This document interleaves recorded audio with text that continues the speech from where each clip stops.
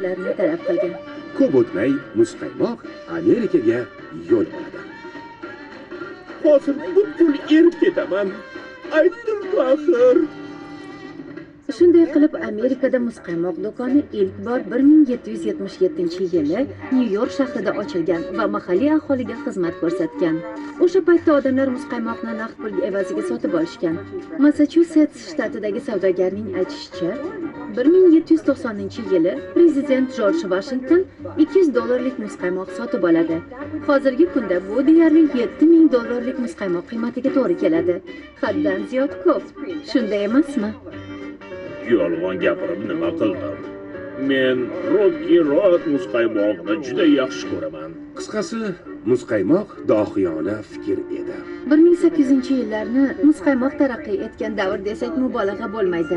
Ya'ni u muz ishlab chiqaruvchi korxonalar tashkil etilgan zamonlar edi. Muzqaymoq tayyorlash daromadli sohaga aylana boshlaydi. Natijada ushbu taraqqiyot nafaqat ishlab chiqarishni, balki mahsulotni mijozlarga yetkazib berish va sotish jarayonini ham osonlashtirdi.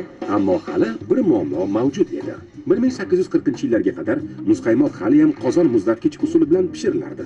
Bu esa juda ko'p mehnat talab qiladigan jarayon bo'lib, unda masalliqlar, muz va tuz solingan idishda qo'l bilan aralashtirilardi. Biroq ko'p vaqt o'tmay muzqaymoq savdosi gurkirab ketadi.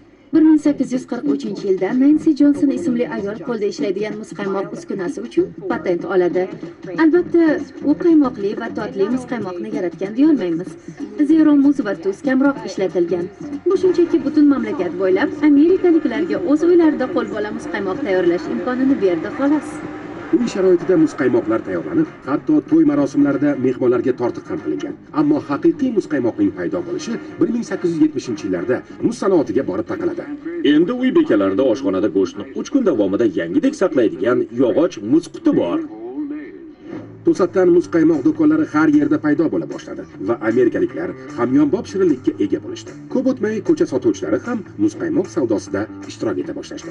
Atigi bir peni evaziga og'ir shisha idishda muzqaymoq yeyishingiz mumkin edi. Mijozlar muzqaymoqni yeb bo'lgach, o'sha stakanni qayta ishlatish uchun qaytarib ham berishardi. Afsuski, sariq chaqiga arzimas bu tarzdagi yetkazib berish xizmati mijozlarga noqulayliklar tug'dirdi. Va idishni qaytarib berish tizimi bir necha sabablarga ko'ra qoralandi.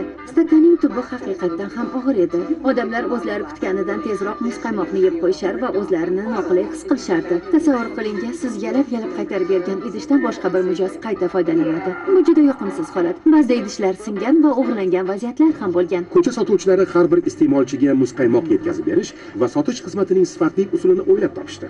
Xo'sh, ular bunga qanday erishdi? Taom haqida afsona va haqiqatlar ko'rsatuv orqali